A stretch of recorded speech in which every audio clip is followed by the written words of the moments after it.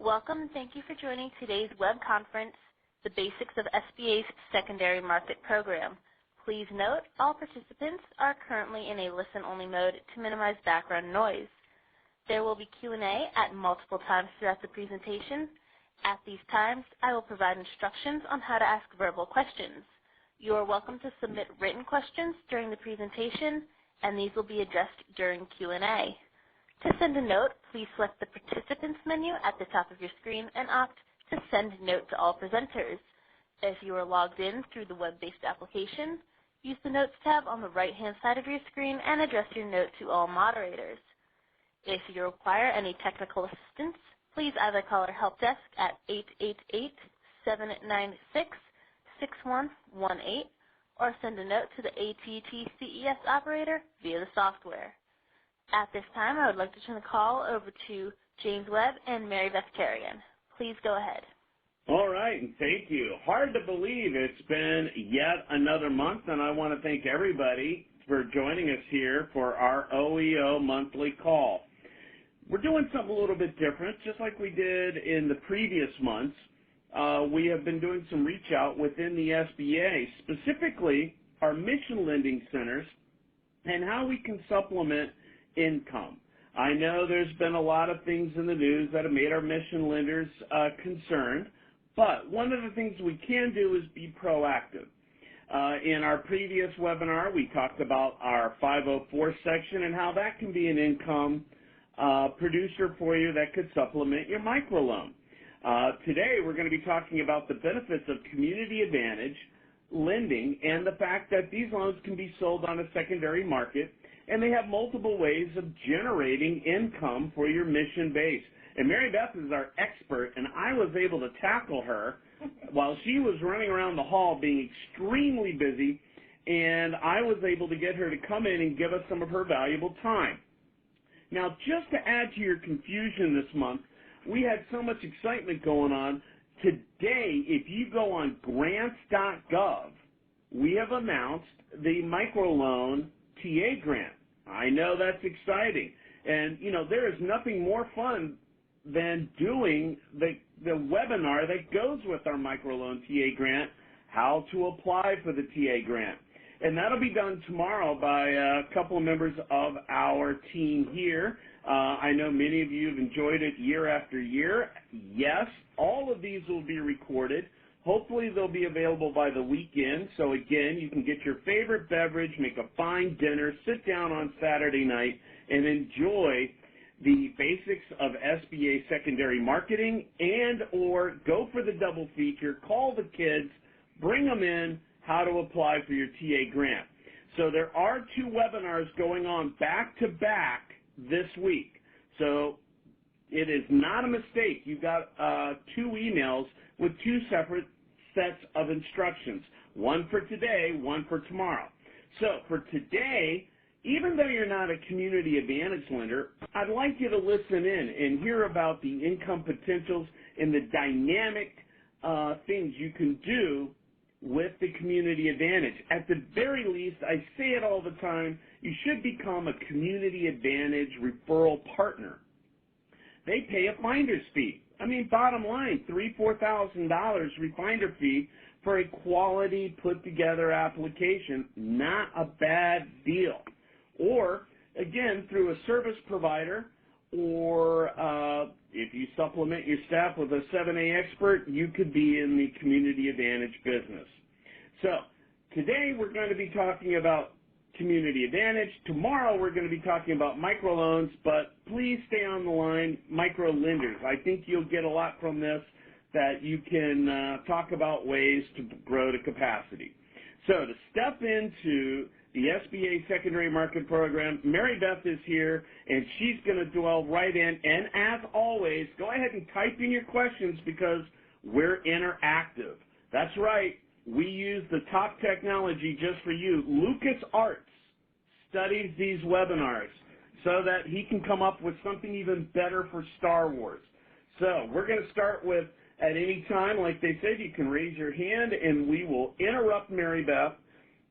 That never happens to her, ever. Never gets interrupted, and we're going to take your phone call, or you can type the question in, because remember, if you have the question, the thousands of other listeners on this phone call will have it as well. So let's jump right in. I know you're excited. I'm excited. Let's talk about secondary marketing. Mary Beth, what do you got? Okay, well, I don't know how I'm going to follow up with that introduction and your enthusiasm there, but I'm going to try.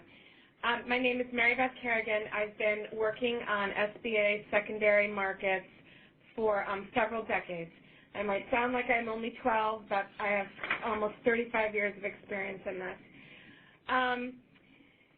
We're doing the very basic presentation today, and I'm going to try to dedicate at least some of it on the ways to make money in the secondary market, but with the glory of making money comes a lot of responsibility on the lender's end. So I want to make sure that I also cover that as well, because as much as you can make money on the secondary market and by selling your loans, you can also lose money if you don't follow the rules and the regulations set forth in the contracts. I think I've spoken to some of you Community Advantage lenders over the last few years. I know that some of you have probably spoken to Colson Services, who's our fiscal and transfer agent as well. They're a wonderful resource, and I'm always here for you as well. But because they are on the front lines of our secondary market program, I always make sure that lenders know that they should always go to them if they have any kind of concern about loans being sold into the secondary market. Well, hold on one second here, because we have just a little bit of excitement.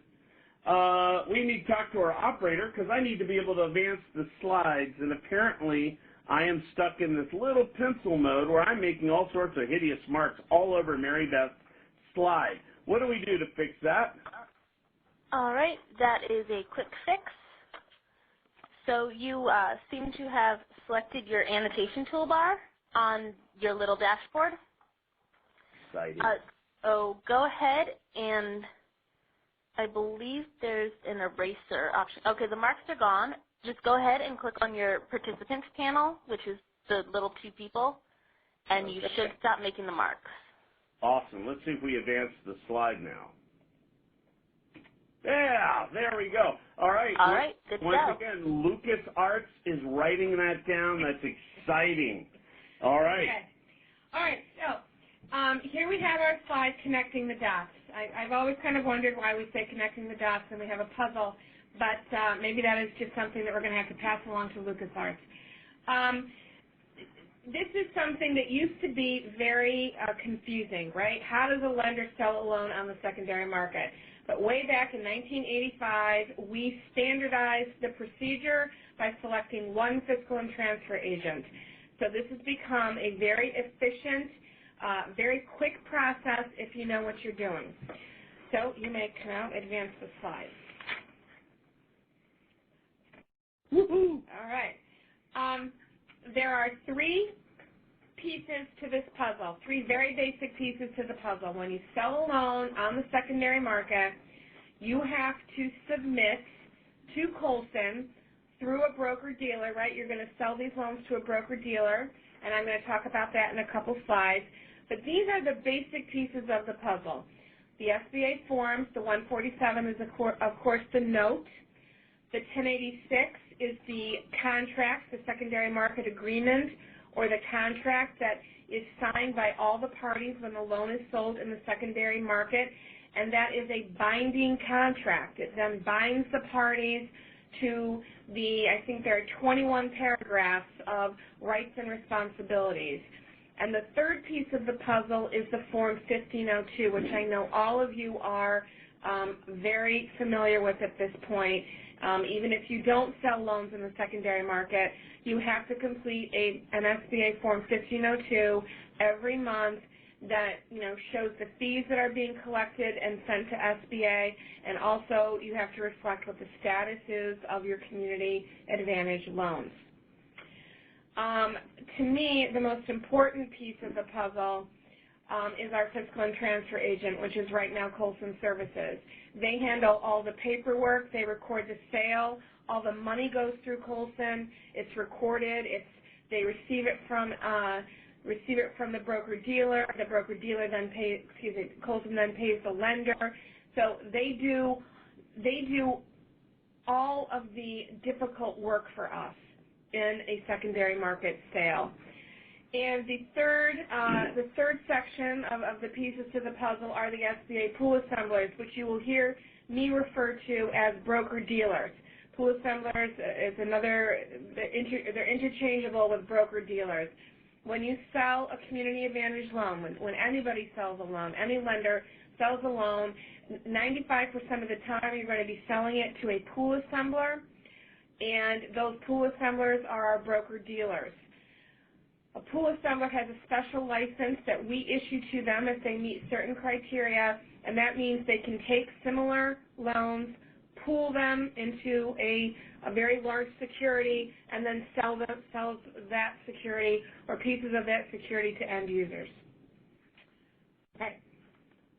Well, this is fascinating. Thank you, because the whole time I thought we were building swimming pools. Yeah. It was summertime, and that's why I had called you. But instead, we actually have an income source and the ability for somebody to offload their portfolio. That's right. That's right. fantastic. So it's all part of the financial market. Yeah. That's excellent. It is. Excellent. All right. All right, so now we're going to get into the sources of revenue. There are three sources of revenue from an SBA loan that's sold in the secondary market at a premium. I'm going to assume that all of you who have sold, and even those of you who haven't sold that will sell, you're going to sell at a premium. And what that means is that if you have a $100,000 loan, guaranteed loan, and I'm going to say that that's the guaranteed portion for a simpler argument, and you sell it at a 10% premium, which is right about on target, you are going to, that's called a 10% premium, a 10-point premium, and you're going to make on that sale of a $100,000 loan $10,000 right off the bat. So the day of the sale, you then take in $10,000 at settlement.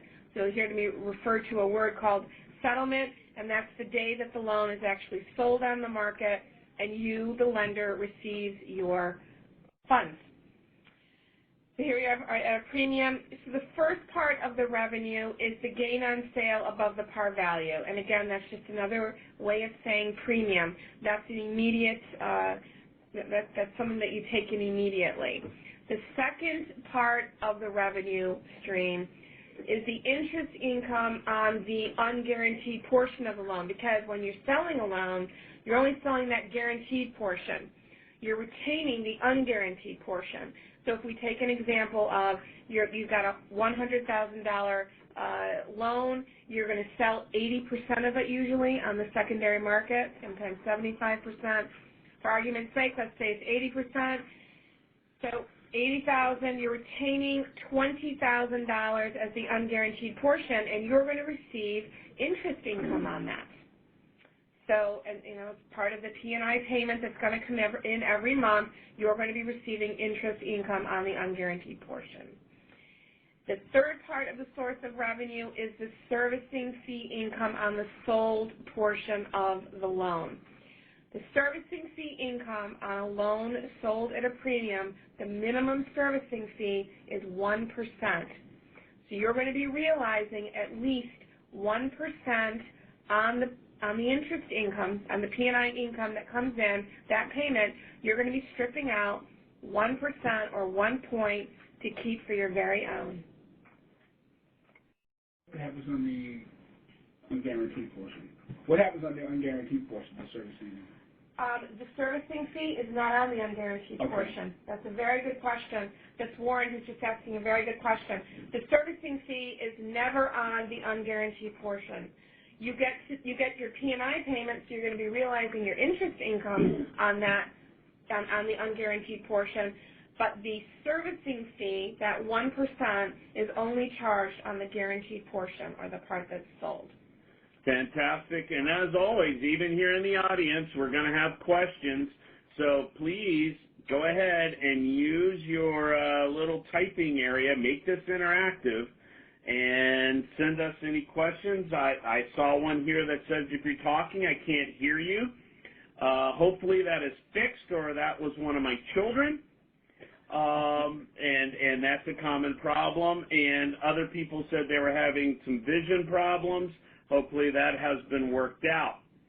So again, Warren had asked a very good question about guaranteed and non-guaranteed portion. Every guaranteed SBA loan has some sort of percentage that is guaranteed and the other part that is not. So keep that in mind, microlenders, so that you're still going to be retaining an income source, which is the unguaranteed part. That'll be added to your portfolio as an asset. So let's get back into this. We're on our next slide. What do we got here, Mary Beth? We have got the face page of the SBA Form 1086. I had talked about the 1086, I think, in the first or second slide. This is the contract that binds the parties to the sale. This sets forth 21 paragraphs of rights and responsibilities that all the parties have to adhere to. And when I say all the parties, I mean SBA. We have to do certain things under this contract. I mean our fiscal and transfer agent, Colson, they have to do certain things under this contract. I mean the investor, and the investor is when you sell a loan, you're selling this loan to an investor. Usually the first investor is the broker-dealer. The investor has to do certain things in this contract. And finally, the lender.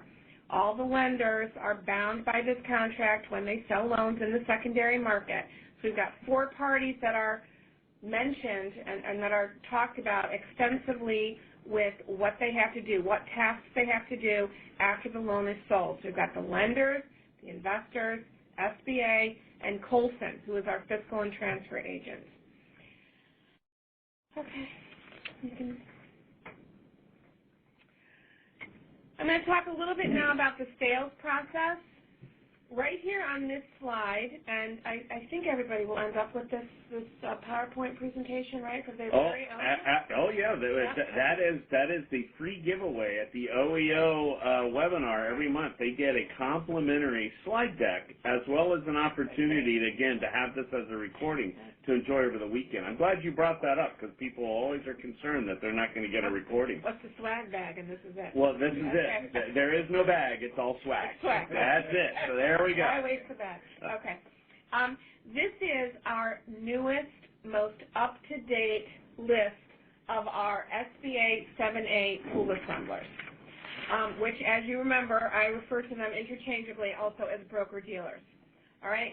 So we have 1, 2, 3, 4, 5, 6, 7, 8, 9. Looks like we have 12 very active pool assemblers who are also our broker-dealers. This list grows sometimes it shrinks. In order to be on this list, you have to have at least sold one pool, or formed one pool, I should say, in the last 3 years. Okay? I can tell you by looking at this that every one of these broker-dealers or pool assemblers listed is very, very active.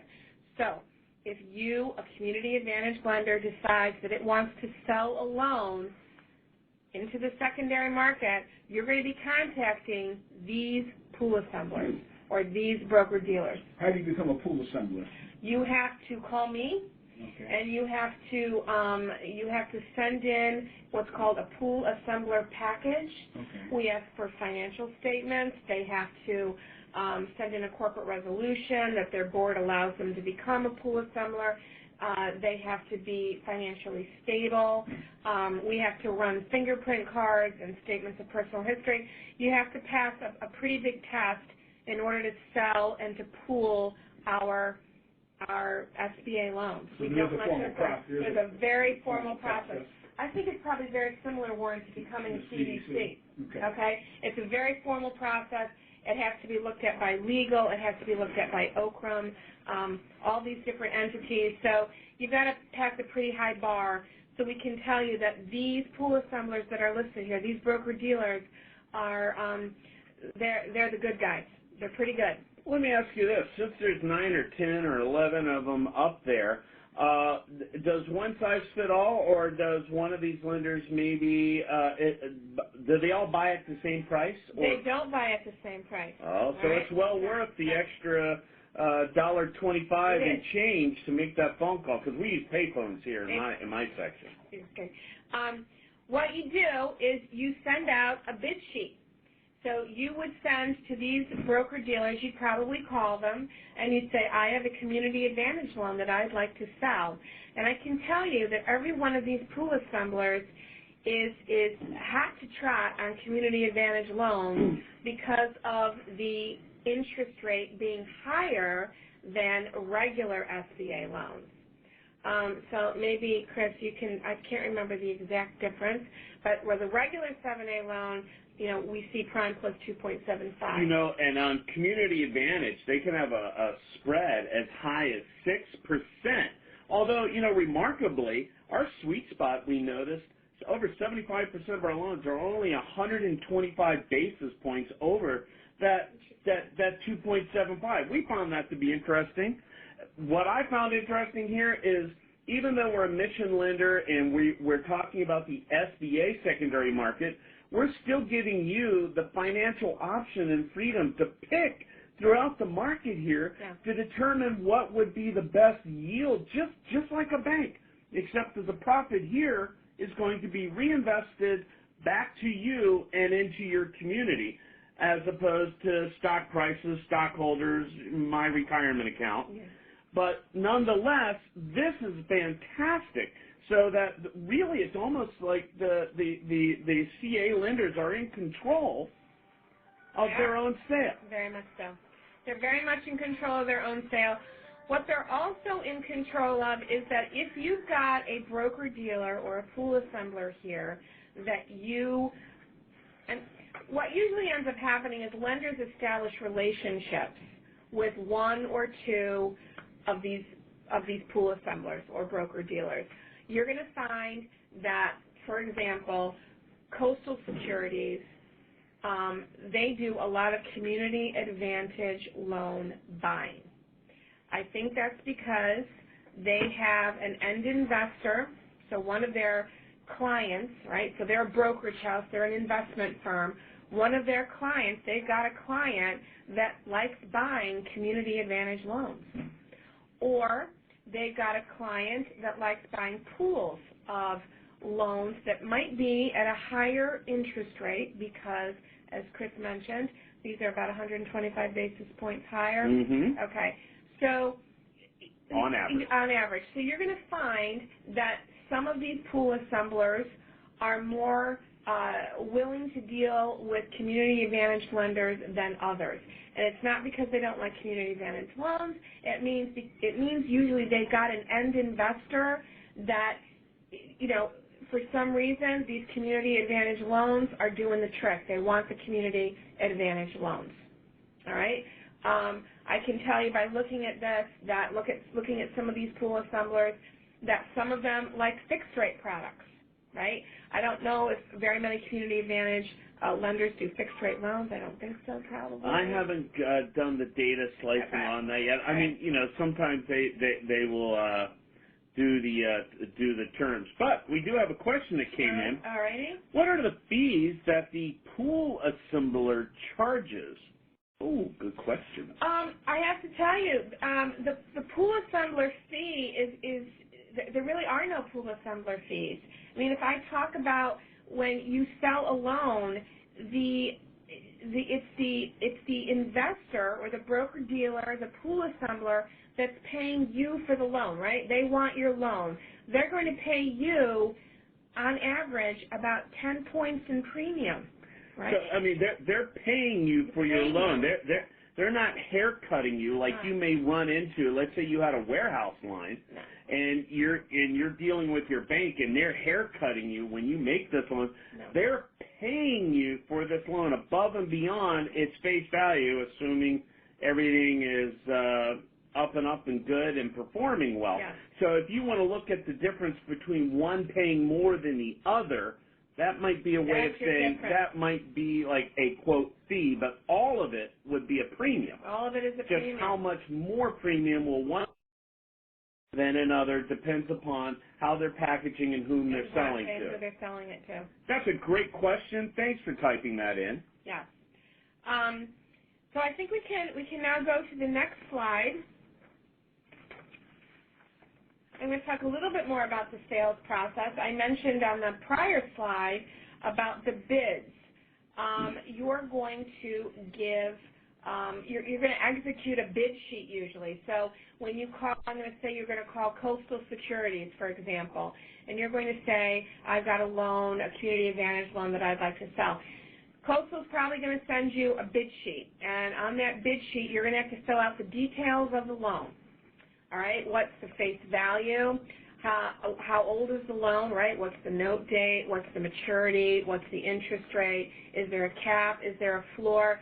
It's a pretty standard form, the bid sheet, that the pool assembler or the broker-dealer will ask the lender to execute so it knows how much to bid, right? So, and you're going to send this bid sheet to several of the pool assemblers to get your highest bid. That's how this works. Question came in. Is there a standard template bid sheet, or it's kind of one size fits all for the 7A market?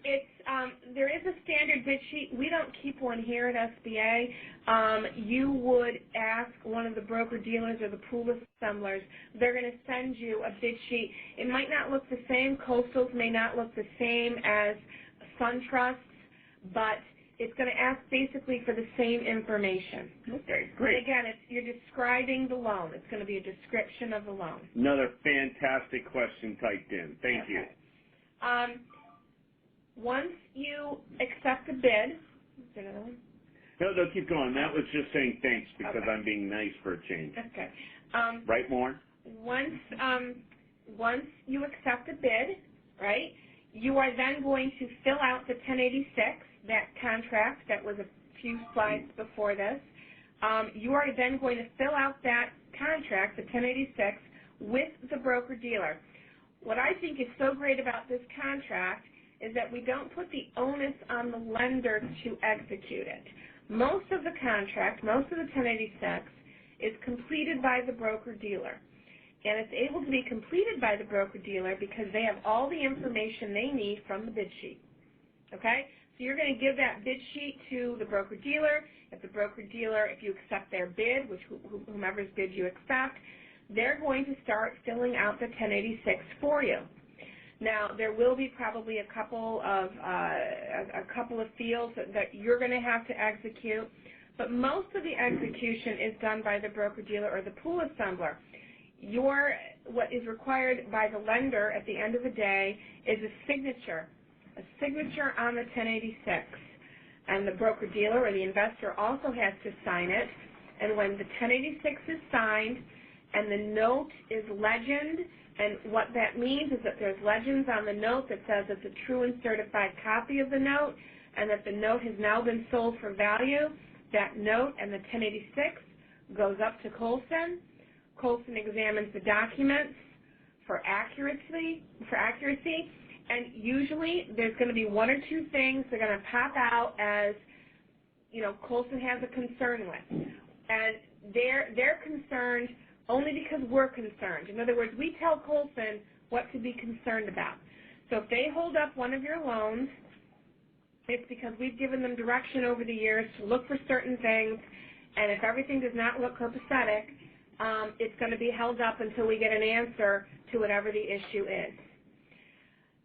And here's another good thing about the secondary market. I know it says here that Colson will then work with the broker-dealer and the lender. Colson usually works only with the broker-dealer to fix the 1086. Colson's relationship in this sales process is with the broker-dealer. That's not to say that you can't call them or they might call you on the off chance that they're not getting what they need from the broker-dealer. But mostly, Colson will deal with the broker-dealer to fix any issues with the documentation. Could you give us an example of what Colson might? Yes. Yeah. Okay, here's an example of what Colson might have. One of the things that Colson has to do is they take the documents, they input them into an electronic system, and that system takes all the detail for the loan, the guaranteed amount, the guaranteed percentage, the interest rate, the maturity, the cap, the floor, all of that, and they have to then electronically compare it to SBA's system. If something looks wrong, for example, if the guaranteed percentage is wrong, if the guaranteed percentage on the 1086 says it's 80%, and the guaranteed percentage on SBA system says it's 75%, that kicks the loan out. That kicks the loan out of the settlement process until we can figure out who's right. And usually, I hate to say this, but I will because I'm an honest person and it's Lent.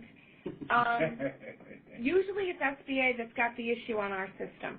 It's usually not the lender that's wrong. It's usually not Colson that's got the problem with the way they're processing the documents. SBA has made some sort of error on their system, on Ellipse, or on E-Tran, which then feeds into Ellipse. So it would be SBA's responsibility to fix their system, and that usually happens relatively quickly. And then once that's done, once the error has been fixed, then the loan can go on its merry way. Fascinating. Here's one. Can a person sell the loan directly to, say, a bank down the street that's like, oh, man, I really love this. I'd like to buy that. Take that off of you. You know, sort of like how I sold my car? Yes. Yes, you can do that. Really? Yes, you can do that. Now, you still have to execute a 1086, and you still have to send all the documentation into Colson. And if you don't do that, if you sell it direct to the bank, I can pretty much tell you you're going to be kicked out of you're going to be kicked out as a lender. Oh, so you can do it about one time. No, you can do it as many times. I mean, you don't have to use a broker dealer because what you're saying, if I've got, and we see this in 1-2% of our sales.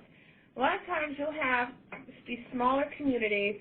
You've got Bank A that, you know, it has a loan, and Bank B, there's a relationship between Bank A and Bank B. I mean, there's no technical relationship. They know each other, let's say, right. okay?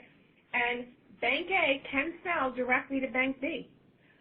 They don't have to use a broker-dealer. But what that means is that both Bank A and Bank B are going to have that 1086, and they're going to be filling that 1086 out by themselves. Okay? That's yield information. That's mortgage yield, bond yield information. That has to be accurately represented on the 1086 because we capture and track that data to make sure that no one's being taken advantage. So no mistakes, and if there are, it's going to be between them and themselves.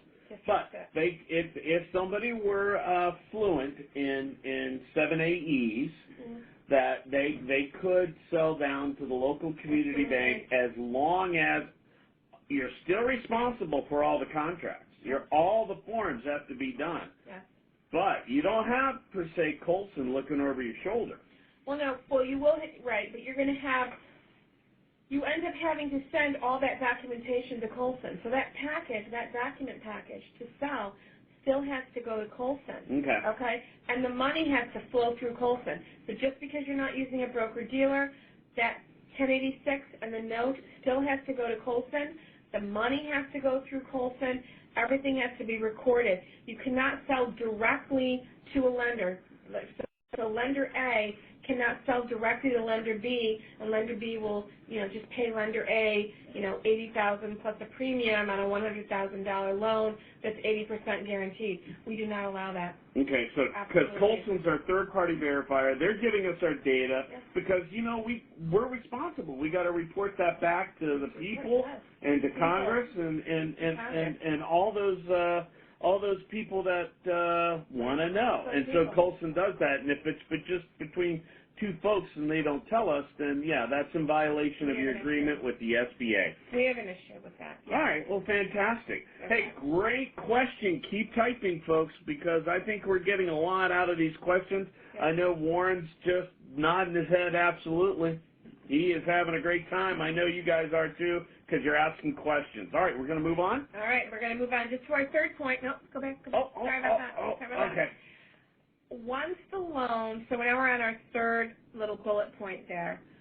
Once the loan has been verified at Colson, once all the numbers are correct, Colson receives a confirmation of sale. And the confirmation of sale is issued by the broker-dealer, and a copy of it is sent to the lender, and it states the final numbers of the sale. So it's going to give it's going to give wire instructions. It's going to give the final figure for the outstanding balance, the final figure for the premium, any accrued interest. It's going to give an interest paid to date. It's going to give the final figures of the loan that Colson then has to capture. And what's very important in that process is the wire instructions, right? So Colson will receive a wire from the broker-dealer because they're buying a loan from our Community Advantage lender, and Colson has to know what the wire instructions are for that Community Advantage lender so it can send the wire to consummate the sale. So everything is electronic. Everything is electronic. Fantastic. Who does the borrower make their payments to? The borrower always makes their payments to the Community Advantage lender. Okay. The Community Advantage lender will take the guaranteed portion of the payments, complete an SBA Form 1502 to send to Colson, showing on this particular month we received X dollars in principal, X dollars in interest. Here's all the detail on the payment. They send that to Colson. Colson takes that information along with the money, posts it, and then sends it out on the 15th of every month to the investor. So on a $100,000 loan where the 80% guarantee, Mm-hmm. when they sell it, Mm-hmm. the originator of the loan gets $80,000 plus the premium, That's right. and then the originator keeps the 20%. That's right. Okay. Yeah. Okay. All right, we're moving along. Don't give too much away, Warren, because we got some exciting slides coming up here, so don't jump ahead. Don't ruin this, okay? It's like you want to start the story like on the third episode. I'm sorry, I'm joking. And go like 3, 4, 6, 1, 2, 3, 7, 8, 9. Who would do that? That'll never work. Nobody does that. That's madness. Okay. Incredible. All right, here we go. Another slide. Can we go? Yes. Okay. Okay, so here is our guaranteed interest certificate. So when you receive your money, the Community Advantage lender, the broker-dealer gets this in return. All right, so now they own this. The broker-dealer, the pool assembler, the investor now has a green certificate, the color of money, and on that certificate, it's very small, but on that certificate it lists all the particulars, all the details of the investment. It's going to give the SBA loan number, the SBA servicing office, the registered holder, the maturity date, the interest rate, what the base rate is, what the spread is if it's a variable rate loan, how it's going to pay, monthly, quarterly, semi-annually, annually, and it's also going to give the borrower's payment date. You can go. All right. Just making sure. You know what? I want to check here. Do we have any calls online? It looks like we may have somebody. If you would like to ask a question, dial #2 to enter the question queue. So we did have a hand up there. I thought my little notification there. There was a hand at one point, but I believe that caller typed in her question instead. Oh, excellent. I wore them out waiting. All right, fantastic. All right, so should we go to another slide? I don't think anybody will have any questions on that. Okay, all right. Hold on. Here we go. Okay. This is a very important point. When an SBA loan is sold on the secondary market, it carries an unconditional guarantee to the investor. Before it's sold, it's a conditional guarantee, right? We have a conditional guarantee on the loan, and that means if a lender does something wrong, we can always yank the guarantee if we need to. Now, that hardly ever happens, but as you know, we reserve that right. And if a lender does something really, skeezy, we will say, okay, you can't have our guarantee anymore. Once the loan is sold, that guarantee becomes unconditional to the investor. So no matter what happens to the loan, no matter what a lender does, no matter, if SBA does something, no matter what happens to that loan, as long as that investor can waive that green certificate, that is an unconditional guarantee backed by the full faith and credit of the United States government. That's why they want to pay a premium, because it's unconditional. It's unconditional, and that's why we take such pains when these loans are sold. That's why we take such pains to make sure that the loan is perfectly represented at the time of sale. We want to make sure that every I has been dotted and every T has been crossed before we issue the unconditional guarantee. My wife was wishing there was a secondary market when she met me. She would have wanted an unconditional guarantee. That's fantastic, but you get it with the green piece of paper and CA. That's fantastic. All right, we're going to keep going. Okay. Loan servicing. Okay. So the loan is sold. So now we're in part 2 of the loan. We're on what did you call that? We're in chapter 2, maybe chapter 3. Okay. So now we're in the life of the loan. What can happen during the life of the loan? Well, sometimes you're going to want to modify the loans, right? You're a community advantage lender. You might get something in from your borrower. I'd like a deferment, right? Well, as some of you might already know, you can grant your borrower one unilateral 3-month deferment. It's usually a principal-only deferment, which means you've got to pay the interest every month, but Colson does not have to approve that. Anything over the 3 months has to go to Colson, and they have to then check with the investor, the pool assembler, the broker-dealer, whoever owns it at that point, to make sure that they are going to be okay with the change.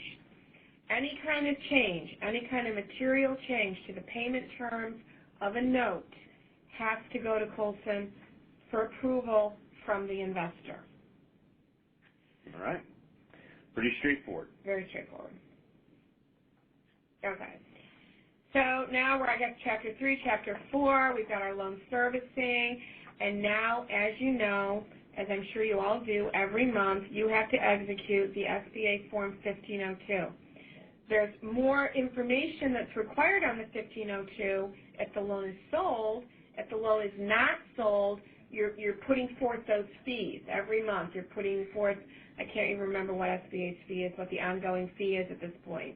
But if the loan's not sold, it becomes a fee that's sent to Colson, that Colson then turns around and pays SBA.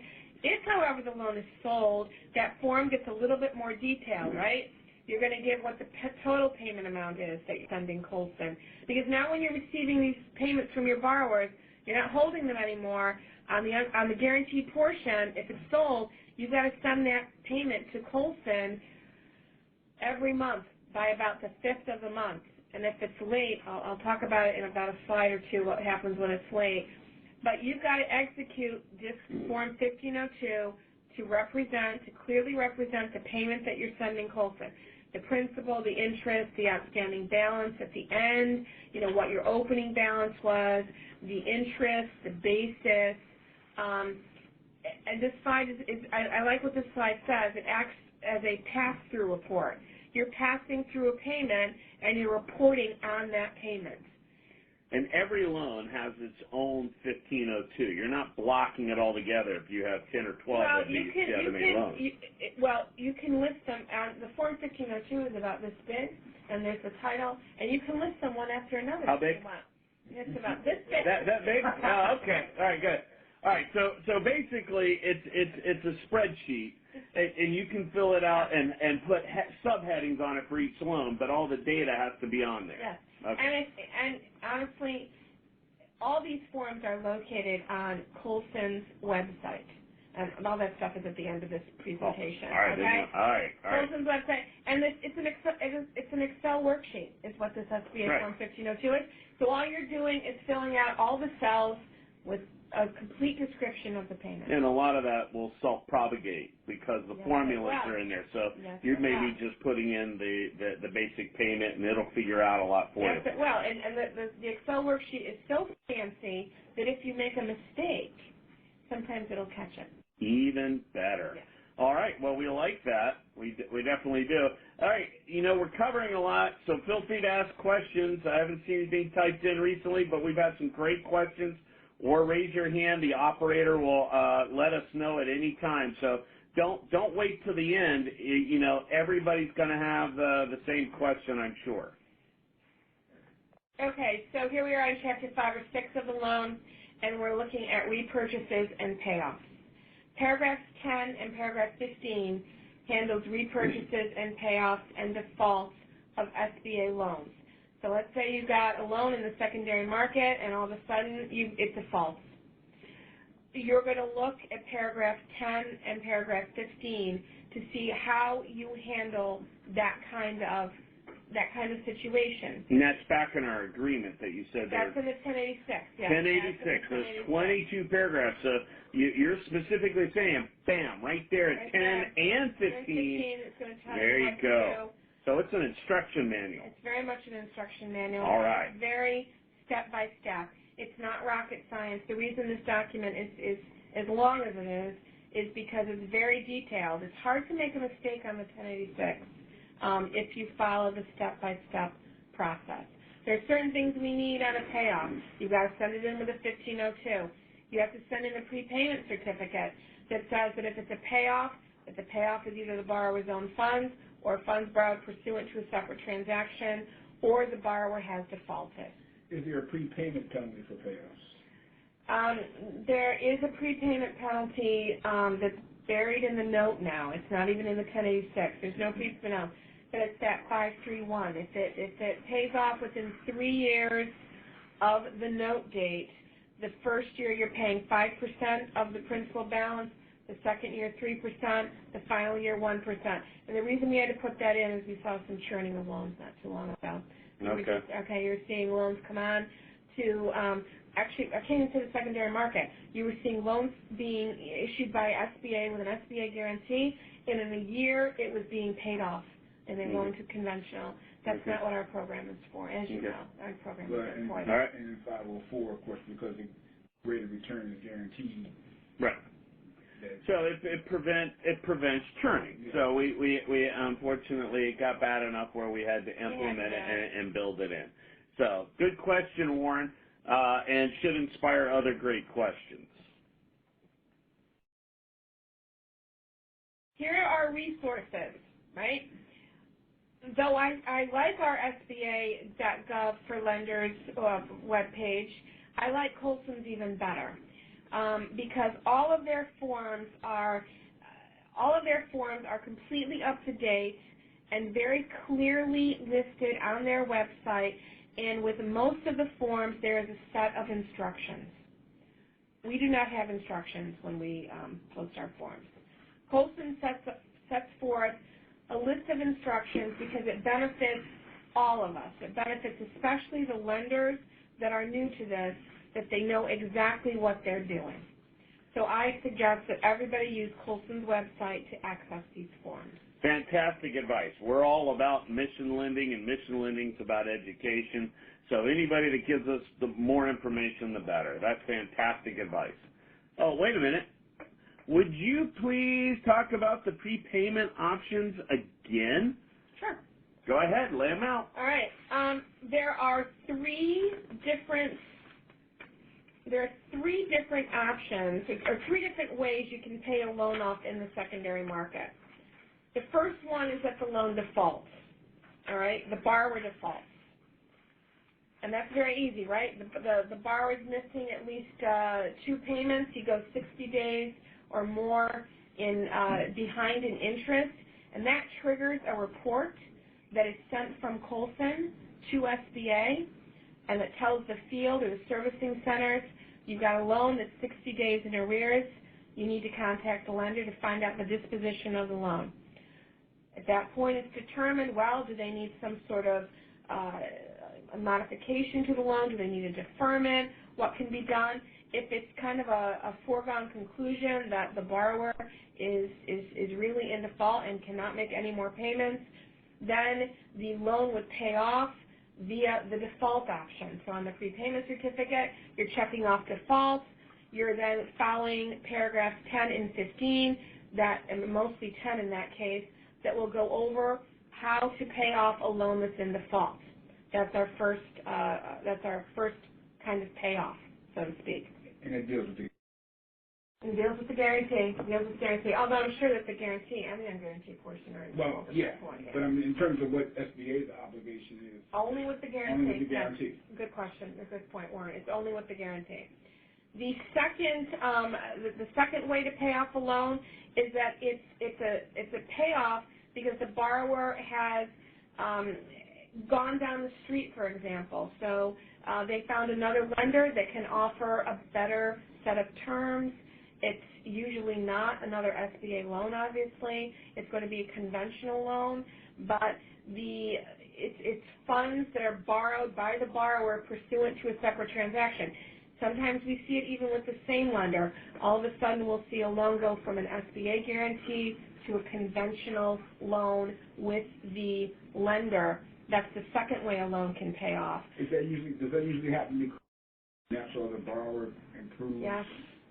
The finances of the borrower improves, and the borrower feels like it's got the mojo to go to the lender and say, look, I want better terms. I want a lower interest rate. I want this, I want that. Okay. Things that don't really fit into the secondary market, but it can pay off for that reason as well. So they're in a better position. They're in a better position usually. Yeah. And then the third way is the way I always explain it is that the borrower hits the lottery. All of a sudden the borrower comes up with the money to pay the loan off, and they're paying the loan off with their own funds. All right.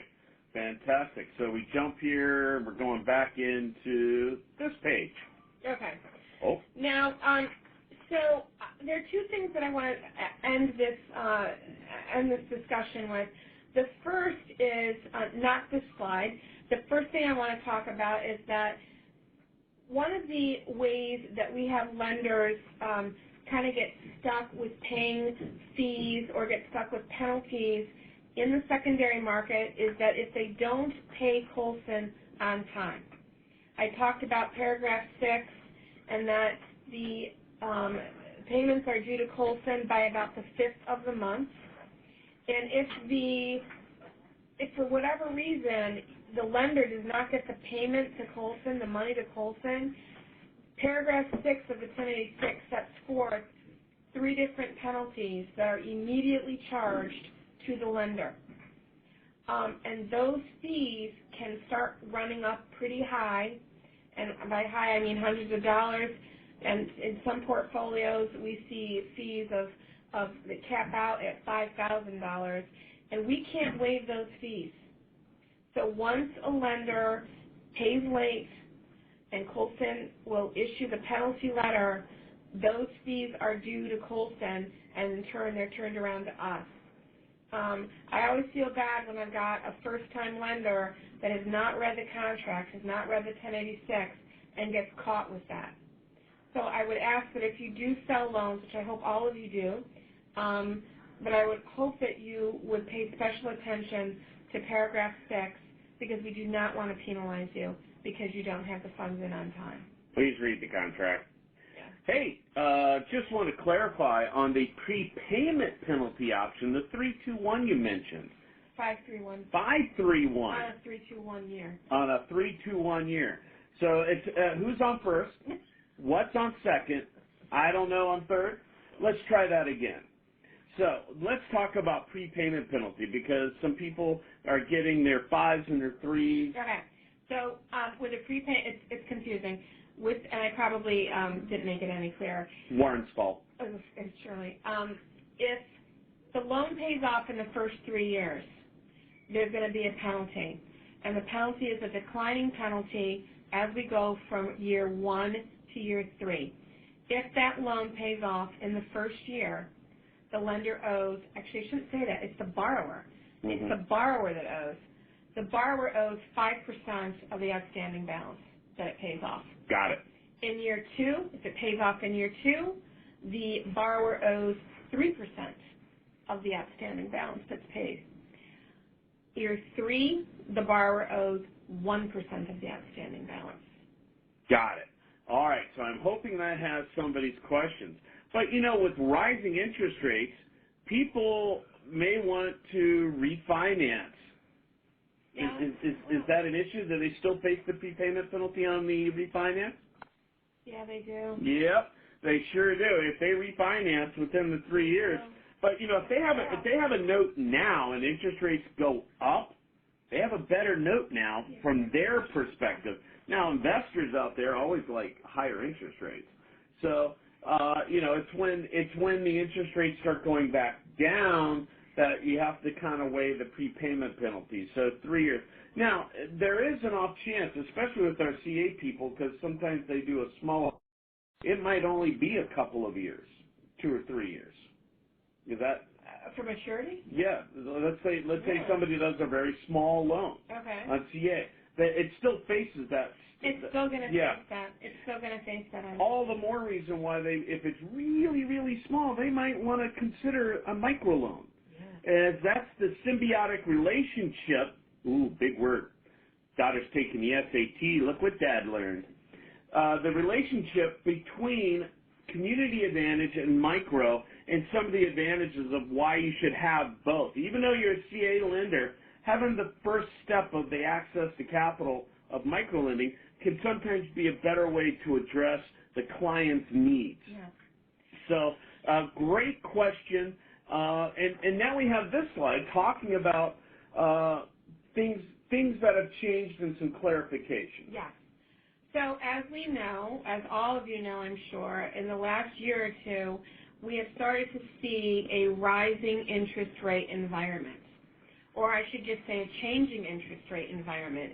As you know, it's been, 10 or so years before we've seen any kind of movement in interest rates. Well, starting in December of 2015, we saw our first movement, December 2016, our second movement, and then, of course, this month, our third movement. So right now, prime sits at 4%, went from 3.25% to 4% from December 15th to March 2017.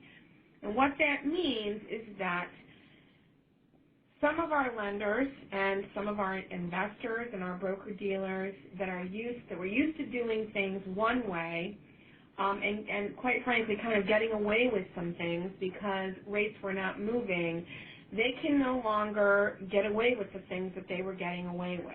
And what that means is that in the notes now, we are requiring that in all notes that are sold after May 1st, 2017, that there be a clause in the payment term section of the notes that states the first date of adjustment on a variable rate loan. So that might sound a little bit complicated, but as you know, with variable rate loans, it's always fixed for even a couple months where the initial rate is used, and then it's going to start floating, right? If you float on the quarters, which I think most of you do probably, and that you usually float them on the calendar quarters, we need to know which calendar quarter the loan's going to float on. And right now, many SBA notes, and this is SBA's own kind of our own issue with some of the language that we've used and that we've accepted, it's so vague that Colson and the investor cannot figure out when the loans float. And because of that, we are now requiring that anything after May 1st, anything that's presented for sale after May 1st, has to have the date of first adjustment in the note. Because everybody has to know, and most importantly, the borrower has to know when the loan floats.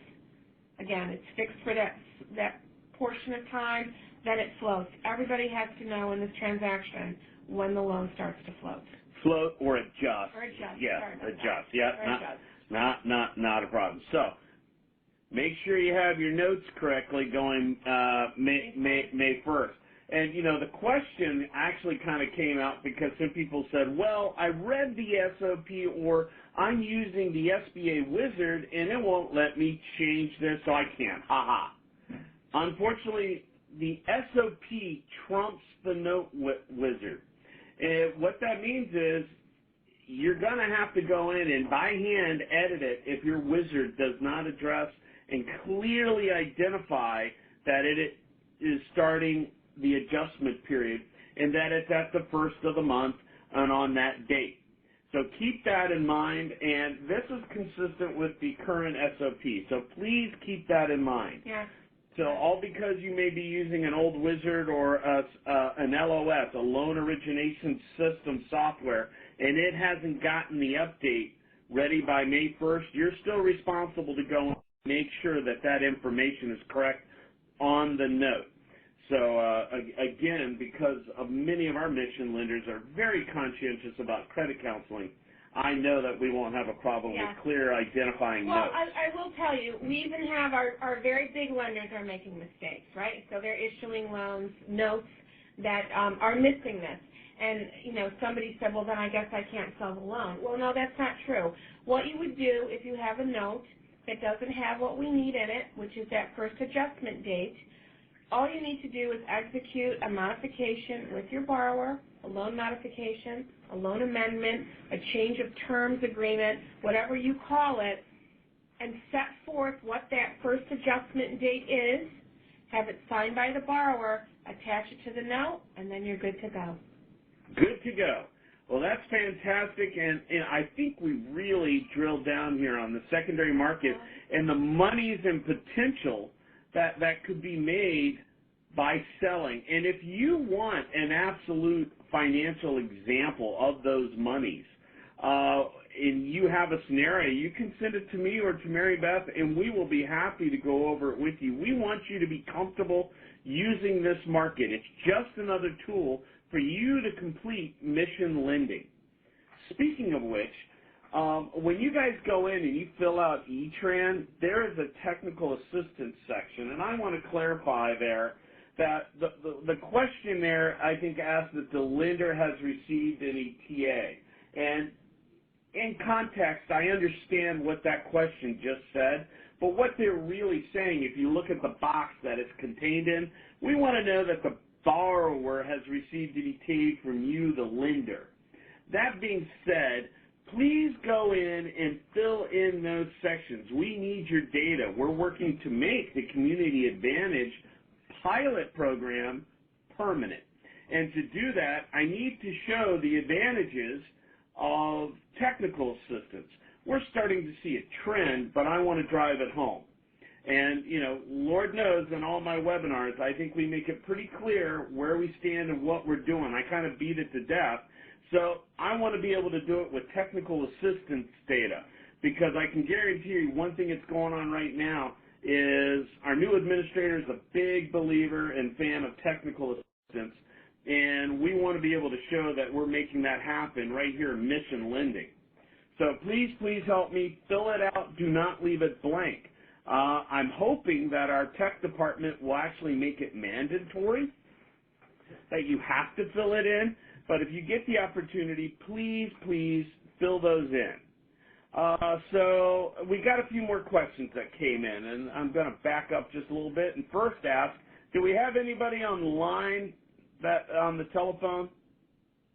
We do have one caller in queue. Would you like me to go ahead and open her line? Yes, that'd be great. All right, Cynthia, your line is now open. Hi, I was just a little confused about the variable rate or the floating of the rate. We do our loans at a fixed rate, so I wasn't sure how that would work in the secondary market. Well, you have financial freedom on how you decide to put together your loan product for your borrower. Obviously, a lot of our mission lenders are big believers in fixed rate payment, very simple, not complicated. But keep in mind, our Community Advantage program is part of the 7A program, which is a more sophisticated borrower, and at times they can structure a note to be adjustable. So we're not saying you have to do adjustment. It is more complicated, which led to a lot of the questions we had today. So if you have questions, think how a consumer might feel. But there is absolutely no reason why you can't do a fully fixed term loan. Do you have that choice? Does that answer your question, Cynthia? It does, and so you think it would still be possible to sell it on the secondary market? Yeah. Oh, absolutely. Yeah. Fixed rate product is very popular as well. Those are good long-term investments for folks. Yes. Now, I'm going to be honest, you're not going to fetch as much in the market for a fixed-rate loan, right? Because the investor gets trapped with that rate, so to speak. I don't want to say trapped, that's a bad word, right? Locked in. There you go. Locked into that rate. But you do have some of these broker-dealers and pool assemblers have end users. For example, they've got state funds, they've got state pension funds, they've got municipalities that are their end investors that can only buy fixed-rate product. So, yes, you will have a market for it. I'm not going to say every one of those broker-dealers or pool assemblers is going to make a market for you, but most of them will. So great question, and keep that in mind. depends on what you want to do. Again, as we come into a changing period here in mission lending, and you need to possibly be more profit generating so that you can supplement your operations because of the lack of possible other funds, going adjustable might be an alternative. Maybe it's fixed for 5 years and then it adjusts. Yeah. So it's kind of the best of all worlds. So something to think about, but nothing wrong with a fixed rate note, and there is definitely a market for it. So great question. Thank you, Cynthia. Anything else? Thank you. All right. No, that's awesome. it for me. Thank you. All right, thanks, and keep typing in the questions and or raising your hands. We have another one. For clarification, if a sold loan defaults, the lender must repurchase it through Colson, and then we can go to the SBA for the loan guarantee? Yes, but usually on a defaulted loan, the SBA repurchases it. Aha. Okay? Usually on a defaulted loan, the SBA will repurchase. The lender can repurchase, and the 1086, that contract that we've talked about, sets forth the procedure for a lender repurchase on a default, and then, yes, you would go to SBA then, but most times it's the SBA that will purchase on a default. Okay, fantastic. We've had some really good questions. And who services? Talk about the servicing on default, that we buy that. Who services the loan? After? I don't know. Oh, okay. Okay, well, very, very good questions there. Let's see. Do we have any more questions on the telephone? At this time, I do not see any hands in the queue. Okay. And during default, the lender still tries to collect the payment and or does the liquidation. And then goes to liquidation. And then goes through that. And there's a period of interest that the SBA will pay the lender to kind of subsidize the inspection and or possible valuation of assets during the liquidation or non-liquidation, depending upon the validation of assets. And you know what, guys? Let's make this a super interactive webinar. Would you like us to reach out to one of our purchasing centers and have a webinar on liquidation? Could you go ahead and type that right now so I know that you guys are, oh, there's one. Anybody else? Mom, I need you to answer. There we go. Liquidation is important knowledge. Let's see. There we go. We got another one. This is good. Let's get plenty of feedback on this because I can reach out to one of our liquidation centers and talk about the very rare worst-case scenario. And I'm really happy to say that it is rare in our community advantage. Even though we're mission lending, we are only about 1% higher than standard 7A on default. So that is a fantastic tribute to our community advantage lenders. And the fact that most likely is supported through technical assistance, as well as taking the time to explore and explain the best financing option with the borrower. So once again, let's open up for any more questions. Otherwise, we have definitely had a robust webinar, and a reminder for some of you that wear two hats, both Community Advantage and Micro, tomorrow's exciting micro loan, how to apply for a TA grant, and you may have heard the mumblings of our mystery guest for tomorrow, Dave Ritter, my often co-star for how to apply for your TA grant. It's always something we look forward to every year and do too. So tomorrow, on your calendar, same time, 2 o'clock, get everybody around the phone and the computer because it's all about money this month. Money, money, money, money, money. So we talked about the secondary market today. We've had some fantastic questions and how you can become a profit-generating system, both in 504 and your hybrid 7A community advantage loan. And tomorrow we'll talk about the microloan grant, which is a technical assistant grant reimbursing you for your costs. So if any of you CA lenders are listening going, wait a minute, micro guys get grant money? Hey, why can't I? You can. Just give us a call. Again, as always, you can get a hold of me at james.webb@sba.gov. Mary Beth, I'm not going to even Try to spell it. You can reach me at Mary, M-A-R-Y, Mary.Kerrigan, Kerrigan, Mary.Kerrigan at SBA.gov. See, there you go.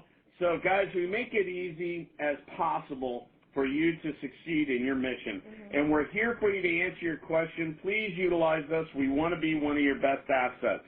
So, again, I'm going to take one last dash for questions.